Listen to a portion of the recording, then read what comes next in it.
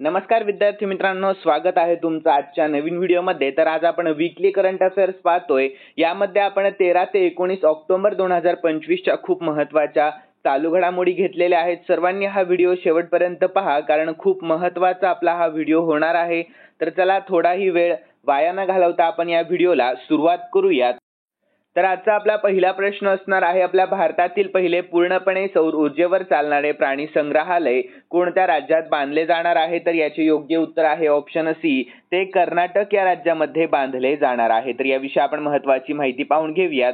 तर विद्यार्थी मित्रांनो, आपल्या भारतातील पहिले पूर्णपणे सौर ऊर्जेवर चालणारे प्राणी संग्रहालय बंगळुरू मधील बन्नेरघट्टा बायोलॉजिकल पार्क येथे उभारले जाईल। तर हे प्राणी संग्रहालय पूर्णपणे सौर ऊर्जेवर चालेल आणि त्यासाठी 1 मेगावॅटचा सौर ऊर्जा प्रकल्प उभारण्यात आलेला आहे।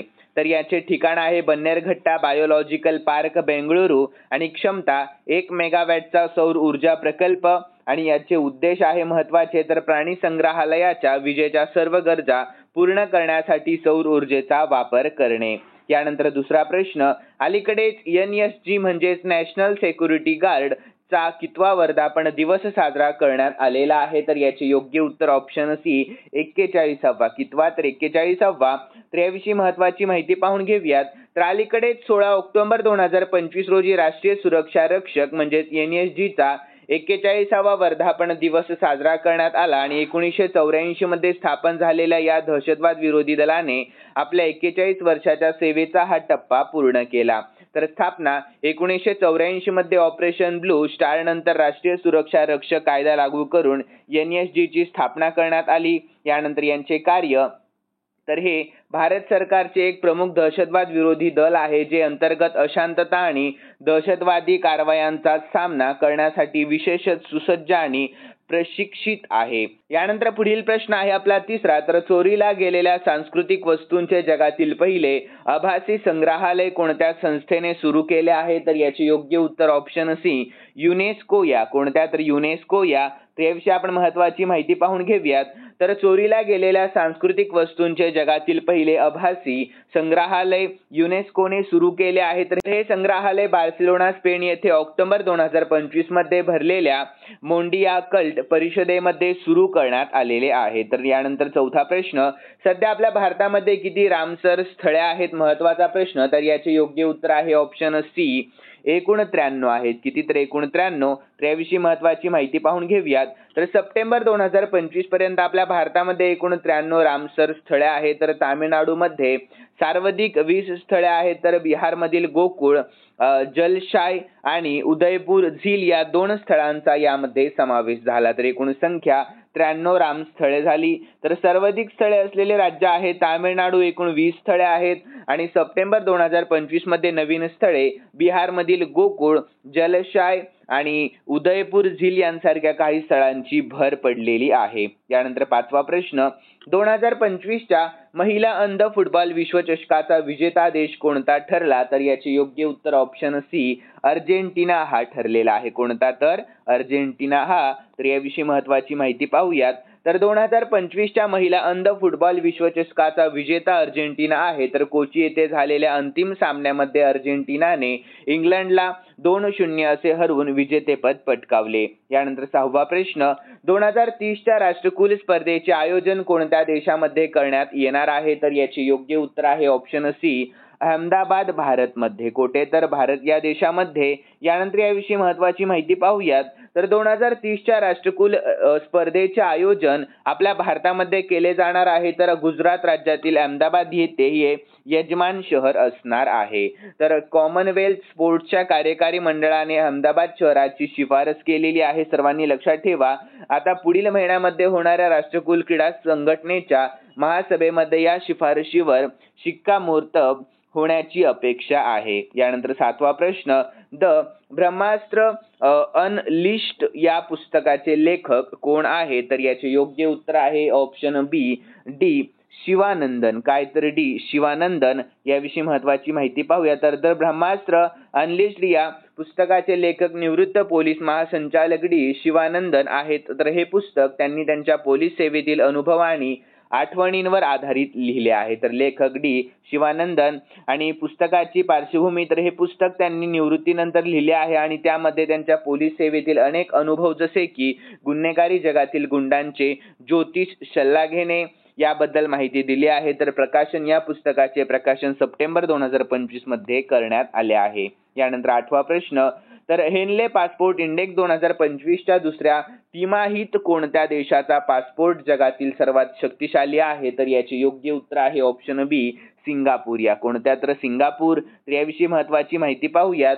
तर 2025च्या हेनले पासपोर्ट इंडेक्सच्या दुसऱ्या तिमाहीनुसार सिंगापूर जगातील सर्वात शक्तिशाली पासपोर्ट आहे. तर सिंगापूरच्या पासपोर्ट धारकांना जगभरातील 193 ठिकाणी व्हिसा मुक्त प्रवेश मिळतो. तर सिंगापूरचा पासपोर्ट तर हा जगातील सर्वात शक्तिशाली पासपोर्ट आहे आणि तो 193 देशांमध्ये व्हिसा मुक्त प्रवेशासह अव्वल स्थानावर आहे. तर या यादीमध्ये दक्षिण कोरिया दुसऱ्या क्रमांकावर आहे आणि ज्यांना 190 देशांमध्ये व्हिसा मुक्त प्रवेश मिळतो. तर जपान तिसऱ्या स्थानावर आहे जिथे 189 देशांमध्ये व्हिसा मुक्त प्रवास करता येतो. यानंतर पुढील प्रश्न 9वा तर इंद्र युद्ध सराव 2025 हा कोणत्या दोन देशांदरम्यान आयोजित करण्यात आला होता? तर याचे योग्य उत्तर आहे ऑप्शन बी भारत आणि रशिया. या कोणत्या तर भारत आणि रशिया. तर याविषयी महत्त्वाची माहिती पाहून घेऊयात. तर इंद्र युद्ध सराव 2025 हा भारत आणि रशिया या दोन देशांदरम्यान आयोजित करण्यात आलेला होता. तर हा एक द्विपक्षीय लष्करी सराव आहे ज्यामध्ये दोन्ही देशांच्या नौदल आणि हवाई दलांचा सहभाग असतो. तर देश भारत आणि रशिया स्वरूप द्विपक्षीय लष्करी सराव आणि सहभागी दल नौदल आणि हवाई दल. यानंतर पुढील 10वा प्रश्न केंद्रीय अर्थमंत्री निर्मला सीतारामन यांनी कोणत्या ठिकाणी शेतकरी प्रशिक्षण आणि सामायिक सुविधा केंद्राचे उद्घाटन केले आहे? तर याचे योग्य उत्तर ऑप्शन सी तामिळनाडू. या कोणत्या तर तामिळनाडू. तर याविषयी महत्त्वाची माहिती पाहून घेऊयात.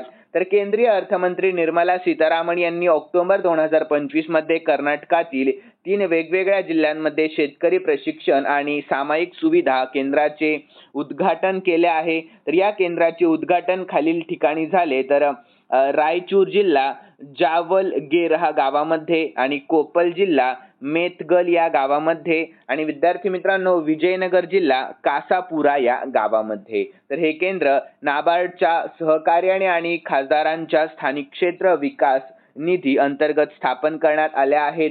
तर या केंद्राचा मुख्य उद्देश आहे शेतकरी उत्पादक संस्थांच्या माध्यमातून शेतकऱ्यांचे उत्पन्न वाढवणे असे. यानंतर 11वा प्रश्न तर 2025च्या शांघाय मास्टर्स मध्ये त्यांचे पहिले ATP विजेतेपद कोणी जिंकले आहे? तर याचे योग्य उत्तर आहे विद्यार्थी मित्रांनो ऑप्शन सी व्हॅलेंटाईन वाचेरॉट यांनी. कोणी तर व्हॅलेंटाईन वाचेरॉट यांनी. यानंतर याविषयी महत्त्वाची माहिती पाहूयात.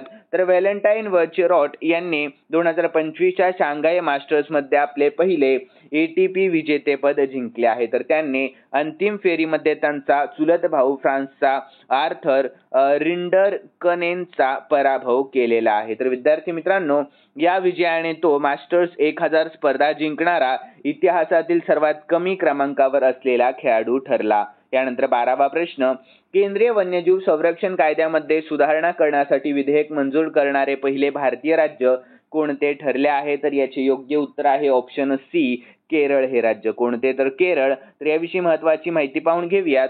तर केंद्रीय वन्यजीव संरक्षण कायद्यामध्ये सुधारणा करणारे विधेयक मंजूर करणारे केरळ हे पहिले भारतीय राज्य आहे.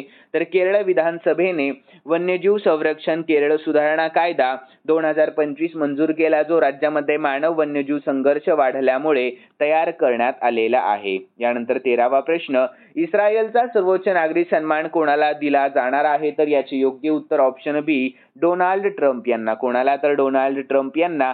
तर याविषयी महत्त्वाची माहिती पाहून घेऊयात. तर अमेरिकेचे सध्याचे राष्ट्राध्यक्ष डोनाल्ड ट्रम्प यांना इस्रायलचा सर्वोच्च नागरी सन्मान म्हणजेच प्रेसिडेंटल मेडल ऑफ ऑनर दिला जाणार आहे. तर विद्यार्थ्यांनो इस्रायल हमास संघर्षातील त्यांच्या भूमिकेची दाखल घेऊन त्यांना हा सन्मान जाहीर करण्यात आला. तर हा पुरस्कार इस्रायल राज्याला किंवा मानवतेला उत्कृष्ट योगदान देणाऱ्या व्यक्तींना दिला जातो. यानंतर पुढील प्रश्न आहे आपला 14वा. तर खालीलपैकी कोणत्या राज्यामध्ये वाळवंटातील माती तयार करण्याच्या तंत्राचा वापर करून गहू प्रथमच लागवड करण्यात आलेला आहे? तर याचे योग्य उत्तर ऑप्शन बी राजस्थान. या कोणत्या तर राजस्थान या. तर याविषयी महत्त्वाची माहिती पाहून घेऊयात.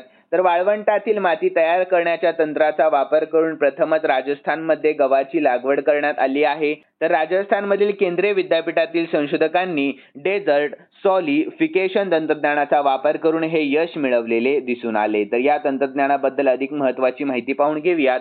तर या पद्धतीमध्ये जैव फॉर्म्युलेशन आणि पॉलिमरचा वापर करून वाळवंटातील वाळूचे रूपांतर मातीसारख्या पदार्थामध्ये केले जाते. यामुळे मातीची जलधारण क्षमता वाढते आणि ती शेतीसाठी योग्य बनते. यानंतर हा प्रयोग राजस्थानच्या अजमेर जिल्ह्यातील बनसेली गावामध्ये यशस्वी झाला असून या तंत्रामुळे थार वाळवंटाचा विस्तार थांबवण्याची क्षमता आहे. यानंतर पुढील प्रश्न 15वा, नवीन NSG हब कोणत्या शहरात स्थापन केले जाणार आहे? तर याचे योग्य उत्तर ऑप्शन सी अयोध्या. या कोणत्या? तर अयोध्या. तर याविषयी महत्त्वाची माहिती पाहूयात. तर केंद्रीय गृहमंत्री अमित शहा यांनी ऑक्टोबर 2025 मध्ये केलेल्या घोषणेनुसार नॅशनल सिक्युरिटी गार्डचे नवीन केंद्र हब उत्तर प्रदेशातील अयोध्या या शहरामध्ये स्थापन केले जाईल. तर हे नवीन केंद्र NSGच्या विद्यमान केंद्रांमध्ये समाविष्ट होईल, जे मुंबई, चेन्नई, कोलकाता, हैदराबाद, अहमदाबाद आणि जम्मू येथे आहेत. यामुळे दहशतवादी हल्ल्यांसारख्या आपत्कालीन परिस्थितीमध्ये त्वरित प्रतिसाद देण्यासाठी NSGची क्षमता वाढेल. यानंतर पुढील प्रश्न 16वा, तर अलीकडेच 2025चा शास्त्र रामानुजन पुरस्कार कोणाला देण्यात आला? तर याचे योग्य उत्तर option A doctor Alexander Smith यांना. कोणाला? तर डॉक्टर अलेक्झांडर स्मिथ यांना. तर याविषयी महत्त्वाची शॉर्टमध्ये माहिती पाहूयात. तर 2025चा शास्त्र रामानुजन पुरस्कार अमेरिकेतील नॉर्थ वेस्टर्न युनिव्हर्सिटीचे डॉक्टर अलेक्झांडर स्मिथ यांना प्रदान केला जाणार आहे.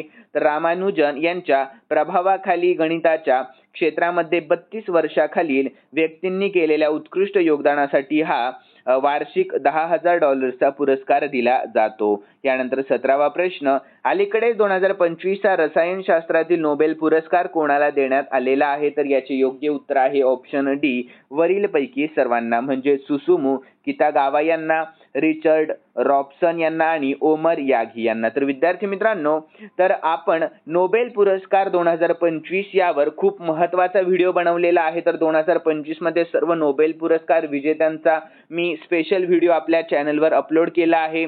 तर त्या व्हिडिओची लिंक या व्हिडिओच्या डिस्क्रिप्शन बॉक्समध्ये आहे. तर आपला हा वीकचा व्हिडिओ झाल्यावर ताबडतोब सर्वांनी तो व्हिडिओ पाहून घ्या. खूप महत्त्वाचा व्हिडिओ आहे. तर याविषयी आपण महत्त्वाची माहिती देखील पाहून घेऊयात. तर रॉयल स्वीडिश अकॅडमी ऑफ सायन्सने मेडल ऑर्गॅनिक फ्रेमवर्कच्या विकासातील त्यांच्या कार्यासाठी सुसुमू किटागावा, रिचर्ड रॉबसन आणि ओमर एम यागी यांना 2025चा रसायनशास्त्रातील नोबेल पुरस्कार जाहीर केला आहे. तर 2025चा रसायनशास्त्रातील नोबेल पुरस्कार आधुनिक विज्ञानामध्ये परिवर्तन घडवून आणणाऱ्या अभूतपूर्व शोधांना सन्मानित करतो. यानंतर 18वा प्रश्न, जुडो ज्युनियर वर्ल्ड चॅम्पियनशिप मध्ये आपल्या भारतासाठी पहिले पदक जिंकून इतिहास कोणी रचला आहे नुकताच? तर याचे योग्य उत्तर ऑप्शन सी लिंथोई चनंबम यांनी. कोणी? तर लिंथोई चनंबम. तर याविषयी महत्त्वाची माहिती पाहूयात.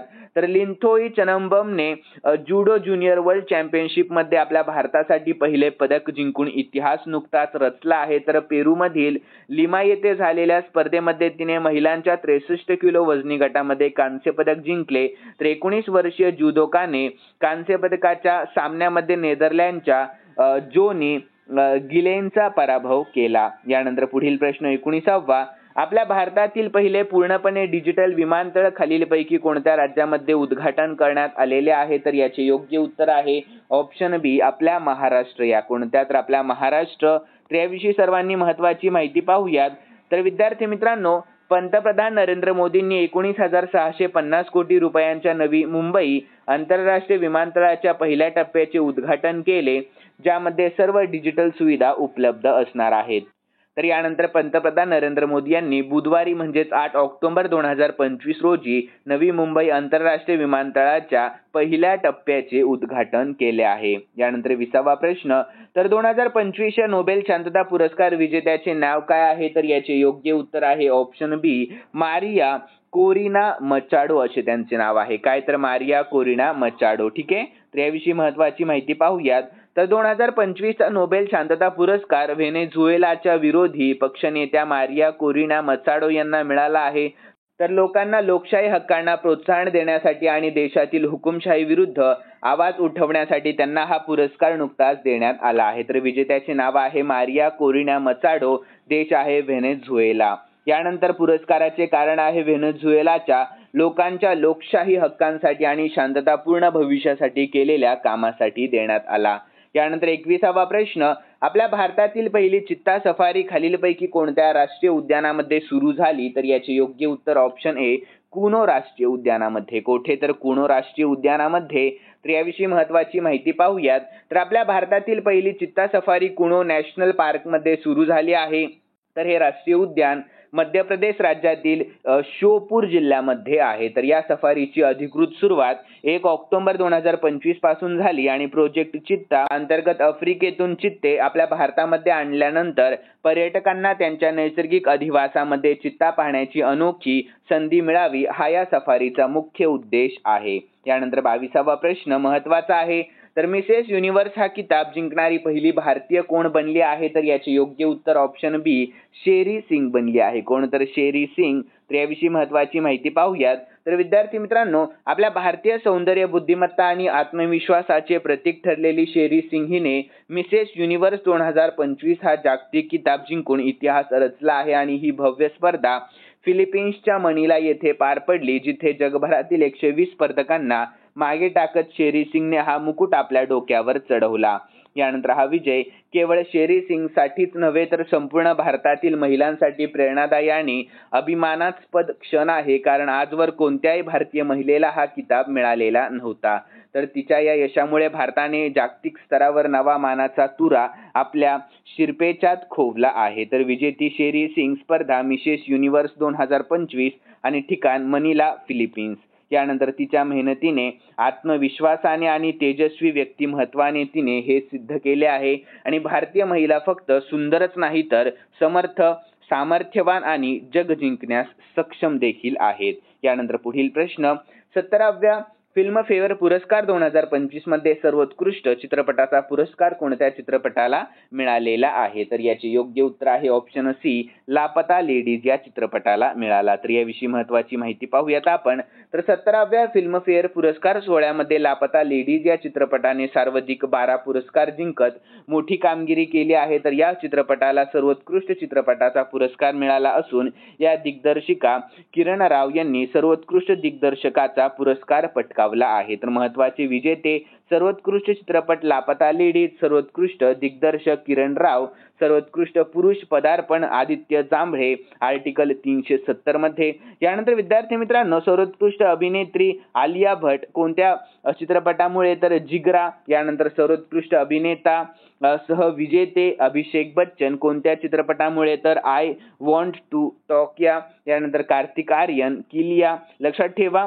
यानंतर पुढील प्रश्न 24वा, तर केरळ सरकारने स्थलांतरित कामगारांच्या मुलांना शिक्षण देण्यासाठी सुरू केलेल्या विशेष योजनेचे नाव काय आहे? तर याचे योग्य उत्तर ऑप्शन बी ज्योती योजना. काय? तर ज्योती योजना. तर याविषयी महत्त्वाची माहिती पाहून घेऊयात. तर केरळचे मुख्यमंत्री यांनी स्थलांतरित कामगारांच्या मुलांना शिक्षणाच्या प्रवाहामध्ये आणण्यासाठी ज्योती नावाची एक विशेष योजना सुरू केली. तर या योजनेचा मुख्य उद्देश आहे स्थलांतरित कुटुंबांच्या सततच्या स्थलांतरामुळे मुलांचे होणारे शैक्षणिक नुकसान टाळणे आणि त्यांना मुख्य शिक्षण व्यवस्थेशी जोडणे असा. यानंतर पुढील प्रश्न 25वा, तर अर्थशास्त्रासाठी 2025 चा नोबेल पुरस्कार कोणाला जाहीर झाला आहे? तर याचे योग्य उत्तर ऑप्शन ए जोएल मोकिर यांना, फिलिप आंगियो यांना, पीटर हॉविट यांना, म्हणजेच ऑप्शन डी यापैकी सर्वांना. तर विद्यार्थी मित्रांनो, आपल्या नोबेल पुरस्काराचा सेपरेट जो व्हिडिओ मी बनवलाय त्यामध्ये एकदम स्पष्टीकरणासहित मी माहिती दिलेली आहे. तर याविषयी महत्त्वाची माहिती पाहून घेऊया. तर 2025 सालचा अर्थशास्त्रातील नोबेल पुरस्कार जाहीर दिनांक 13 ऑक्टोबर 2025. पुरस्कार प्राप्त तिघे अर्थशास्त्रज्ञ जोएल मोकिर, फिलिप आंगियो आणि पीटर हॉविट. ठीक आहे.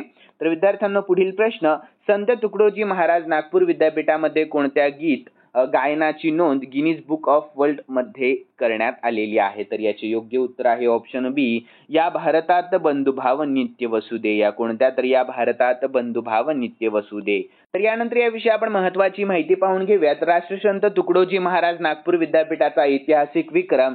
तर कार्यक्रम विद्यापीठ गीताचे सामूहिक गायन. तर या गीताचे नाव आहे या भारतात बंधुभाव नित्य वसुदे. उद्देश आहे राष्ट्रसंत तुकडोजी महाराज यांच्या 57व्या पुण्यतिथी निमित्त त्यांना आदरांजली वाहने. आयोजक राष्ट्रसंत तुकडोजी महाराज नागपूर विद्यापीठ. विक्रमाची नोंद Guinness book of world record मध्ये आहे. यानंतर पुढील प्रश्न आहे आपला 27वा. तर एक दिवसीय क्रिकेटमध्ये सर्वात जलद 5000 धावा करणारी पहिली महिला भारतीय कोण बनली आहे? तर याचे योग्य उत्तर आहे ऑप्शन बी, स्मृती मानधना बनली आहे. कोण? तर स्मृती मानधना. तर याविषयी महत्त्वाची माहिती पाहून घेऊयात आपण. तर एक दिवसीय क्रिकेटमध्ये सर्वात जलद 5000 धावा करणारी पहिली भारतीय महिला खेळाडू स्मृती मानधना बनली आहे नुकतीच. तर तिने हा टप्पा केवळ 112 डावांमध्ये पूर्ण केला आणि या प्रक्रियेमध्ये आपल्या भारताचा माजी कर्णधार विराट कोहलीचा 114वा डाव विक्रम मोडला. तर महिला एक दिवसीय क्रिकेटमध्ये 5000 धावांचा टप्पा सर्वात जलद गाठण्याचा जागतिक विक्रम देखील तिच्याच नावावर आहे. यानंतर पुढील प्रश्न 28वा. तर ई बॉन्ड प्रणाली सुरू करणारे आपले महाराष्ट्र कितवे राज्य ठरले आहे? तर याचे योग्य उत्तर ऑप्शन सी, 16वे राज्य आपले महाराष्ट्र ठरले आहे. तर याविषयी महत्त्वाची माहिती पाहून घेऊयात. तर ई बॉन्ड ही प्रणाली सुरू करणारे आपले महाराष्ट्र हे 16वे राज्य ठरले आहे. तर या प्रणालीमुळे आयात निर्यात व्यवहारांसाठी वापरले जाणारे पारंपरिक कागदी बॉन्ड्स बंद झाले असून त्याऐवजी संपूर्ण प्रक्रिया डिजिटल पद्धतीने होणार आहे, ज्यामुळे व्यापारातील सुलभता आणि पारदर्शकता वाढण्यास खूप मदत मिळणार आहे. यानंतर पुढील प्रश्न आहे आपला 29वा. तर विद्यार्थी मित्रांनो, फिक्की म्हणजेच काय? तर federation of Indian chambers of commerce and इंडस्ट्रीजच्या अध्यक्षपदी कोणाची नियुक्ती करण्यात आली आहे? तर याचे योग्य उत्तर आहे ऑप्शन बी, अनंत गोएंका यांची. कोणाची? तर अनंत गोएंका यांची. तर याविषयी महत्त्वाची माहिती पाहूयात आपण. तर ऑक्टोबर 2025 मध्ये अनंत गोएंका यांची 2025-26 या कालावधीसाठी फिक्कीचे नवीन अध्यक्ष म्हणून निवड करण्यात आलेली आहे. तर विद्यार्थ्यांनो, जे पुढील महिन्यामध्ये हर्षवर्धन अग्रवाल यांच्यानंतर पदभार स्वीकारतील. यानंतर पुढील प्रश्न आहे आपला 30वा. तर आंतरराष्ट्रीय नाणेनिधी म्हणजेच IMF चे पहिले उपव्यवस्थापकीय संचालकपदी कोणाची नियुक्ती करण्यात आली आहे? तर याचे योग्य उत्तर ऑप्शन ए, डॅन कार्ट्स यांची. कोणाची? तर डॅन कार्ट्स यांची. तर याविषयी महत्त्वाची माहिती पाहून घेऊयात. तर आंतरराष्ट्रीय नाणेनिधी म्हणजेच IMF चे पहिले उपव्यवस्थापकीय संचालक म्हणून डॅन कार्ट्स यांची नियुक्ती करण्यात आली आहे. तर त्यांनी 6 ऑक्टोबर पासून या पदाचा कार्यभार स्वीकारला. नाव आहे डॅन कार्ट्स. पद आहे पहिले उपव्यवस्थापकीय संचालक पद. नियुक्तीची तारीख 6 ऑक्टोबर 2025 ही. यानंतर पुढील प्रश्न, नवी दिल्ली येथे झालेल्या पहिल्या आर्चरी प्रीमियर लीगचे विजेतेपद कोणी जिंकले? तर याचे योग्य उत्तर ऑप्शन सी, राजपुताना रॉयल्सने जिंकले आहे. कोणी? तर राजपुताना रॉयल्स. ऑप्शन सी हे योग्य उत्तर असणार आहे. तर याविषयी महत्त्वाची माहिती पाहूयात. तर नवी दिल्ली येथे झालेल्या पहिल्या आर्चरी प्रीमियर लीगचे विजेतेपद राजपुताना रॉयल्सने जिंकले आहे नुकतेच. तर त्यांनी अंतिम सामन्यामध्ये पृथ्वीराज योधासचा शूट ऑफ मध्ये पराभव केला. तर विजेता राजपुताना रॉयल्स, उपविजेता पृथ्वीराज योधास आणि निकाल शूट ऑफ मध्ये राजपुताना रॉयल्सने पृथ्वीराज योधासचा पराभव केला. यानंतर 32वा प्रश्न, खालीलपैकी कोणते राज्य वन्यजीव संरक्षण कायदा 1972 मध्ये सुधारणा करणारे पहिले राज्य बनले आहे? तर याचे योग्य उत्तर ऑप्शन बी, केरळ हे राज्य. कोणते? तर केरळ हे राज्य. तर याविषयी महत्त्वाची माहिती पाहूया. तर केंद्रीय वन्यजीव संरक्षण कायदा 1972 मध्ये सुधारणा करणारे विधेयक मंजूर करणारे केरळ हे आपल्या भारतातील पहिले राज्य बनले आहे. तर 8 ऑक्टोबर 2025 रोजी केरळ विधानसभेमध्ये वन्यजीव संरक्षण केरळ सुधारणा कायदा 2025 हे विधेयक मंजूर करण्यात आले. तर मानवी प्राणी संघर्ष वाढत चालल्यामुळे पार्श्वभूमीवर राज्याला या समस्येवर अधिक प्रभावीपणे उपाययोजना करण्यासाठी हे बदल सुचवण्यात आलेले आहेत. तर या विधेयकामुळे राज्याच्या मुख्य वन्यजीव संरक्षकाला मानवी वस्तीमध्ये घुसणाऱ्या किंवा मानवी जीविताला धोकादायक ठरणाऱ्या वन्य प्राण्यांना गोळ्या घालण्याचे, बेशुद्ध करण्याचे, पकडण्याचे किंवा दुसऱ्या ठिकाणी हलवण्याचे अधिकार मिळतील. तर राष्ट्रपतींच्या मंजुरीनंतर या विधेयकाचे कायद्यामध्ये रूपांतर होणार आहे। यानंतर 33वा प्रश्न, आपल्या भारतातील कोणते सरकारी रुग्णालय रोबोटच्या मदतीने किडनी प्रत्यारोपण करणारे पहिले रुग्णालय ठरले? तर याचे योग्य उत्तर आहे ऑप्शन ए, दिल्ली एम्स हे। कोणते? तर दिल्ली एम्स हे। तर याविषयी महत्त्वाची माहिती पाहूयात।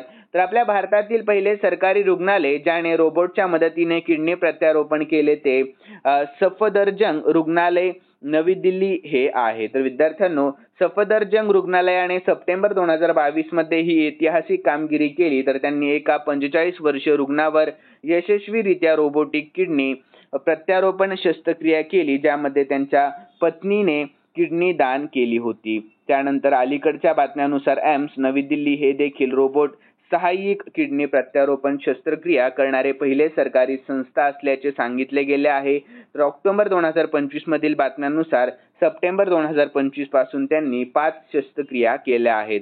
तथापि सफदरजंग रुग्णालयाने आधीच सप्टेंबर 2022 मध्ये ही शस्त्रक्रिया केली होती, त्यामुळे ते भारतातील पहिले केंद्रीय सरकारी रुग्णालय होते। तर या व्यतिरिक्त नागपूर येथील शासकीय वैद्यकीय महाविद्यालय आणि रुग्णालयामध्ये देखील रोबोटिक किडनी प्रत्यारोपण शस्त्रक्रियेची नोंद झालेली आहे। यानंतर 34वा प्रश्न, आपल्या महाराष्ट्रातील कोणत्या गावामध्ये संध्याकाळी रडण्यास मनाई आहे आणि तिथे सर्व लोक शाकाहारी देखील आहे? तर याचे योग्य उत्तर आहे ऑप्शन बी, श्रावणगाव या। कोणत्या? तर श्रावणगाव या। तर याविषयी महत्त्वाची माहिती पाहूयात। महत्त्वाचा प्रश्न, तर सिंधुदुर्ग जिल्ह्यातील श्रावणगाव हे आपल्या महाराष्ट्रातील एक अनोखं आणि धार्मिक परंपरेने नटलेलं गाव आहे। येथे असा समज आहे की संध्याकाळ होताच रडण्यास किंवा भांडल्यास ग्रामदेवता क्रोधित होतो आणि गावावर संकट येते, म्हणूनच संध्याकाळी कुठलाही रडण्याचा परवानगी नाही। जर एखाद्या व्यक्तीकडून रडण्याचा आवाज आला तर त्या घरातील लोकांना ग्रामपंचायतीसमोर स्पष्टीकरण देखील द्यावं लागतं। तर या गावामध्ये हिंसाचार व मांसाहाराला पूर्णतः विरोध आहे, म्हणूनच श्रावण गावातील 100% लोक हे शाकाहारी लोक आहेत। तर ही प्रथा गावातील शांती, श्रद्धा आणि सामाजिक अनुशासन टिकवून ठेवण्यासाठी आजही पाळली जाते। यानंतर पुढील प्रश्न आहे आपला 35वा। तर टाइम आउटने प्रसिद्ध केलेला 2025 मधील जगातील सर्वात आनंदी शहरांच्या यादीमध्ये कोणते भारतीय शहर 5व्या स्थानावर आहे? तर याचे योग्य उत्तर ऑप्शन सी, मुंबई हे। कोणते? तर मुंबई हे। तर याविषयी आपण महत्त्वाची माहिती पाहून घेऊयात। तर टाइम आउट या आंतरराष्ट्रीय मासिकाने 2025 साली जगातील सर्वात आनंदी शहरांची यादी जाहीर केली। तर ही यादी 18,000हून अधिक स्थानिक नागरिकांच्या सर्वेक्षणावर आधारित आहे। तर या सर्वेक्षणामध्ये नागरिकांना त्यांच्या शहरातील जीवनमान, निसर्ग, स्वच्छता, सुरक्षितता, संस्कृती, नोकरीच्या संधी, अन्न संस्कृती आणि एकूण आनंदाची पातळी याबाबत विचारण्यात आलेले आहे। यानंतर या यादीमध्ये पहिल्या क्रमांकावर अबुधाबी UAE, दुसऱ्या क्रमांकावर मेडेलिन कोलंबिया, तिसऱ्या केपटाऊन दक्षिण आफ्रिका, चौथ्या क्रमांकावर मेक्सिको सिटी मेक्सिको आणि 5व्या क्रमांकावर आहे आपली मुंबई भारत देश। लक्षात ठेवा। यानंतर विद्यार्थी मित्रांनो, खालील 2 मी प्रश्न स्पेशली तुमच्यासाठी ठेवलेत, खूप महत्त्वाचे प्रश्न। तर विद्यार्थ्यांनो, पहिला प्रश्न पाहून घेऊयात। सध्या आपल्या भारतामध्ये किती रामसर स्थळे आहेत? तर योग्य उत्तर सर्वांनी आपल्या कमेंट बॉक्समध्ये कळवा। यानंतर दुसरा प्रश्न, तर मिसेस युनिव्हर्स हा किताब जिंकणारी पहिली भारतीय कोण बनली? तर याचेही योग्य उत्तर सर्वांना आपल्या कमेंट बॉक्समध्ये सांगायचं आहे। तर विद्यार्थी मित्रांनो, आजचा व्हिडिओ खरंच खूप महत्त्वाचा ठरलाय। तर सर्वांनी आपल्या व्हिडिओचं लाईकचे टार्गेट पूर्ण करा। फक्त 200 लाईक ठेवलेलं आहे, जास्त नाही, फक्त 200 लाईक। आणि विद्यार्थ्यांनो, जास्तीत जास्त विद्यार्थ्यांपर्यंत हा व्हिडिओ शेअर करा। आणि तुम्हाला जर खरंच आपला व्हिडिओ आवडत असेल तर कमेंटमध्ये व्हिडिओ कसा वाटला हे देखील सर्वांनी कळवत जा। आणि आजच्या व्हिडिओला जाता जाता लाईक करा, शेअर करा आणि सबस्क्राईब देखील करायला अजिबात विसरू नका। तर चला भेटूयात नवीन व्हिडिओमध्ये। धन्यवाद।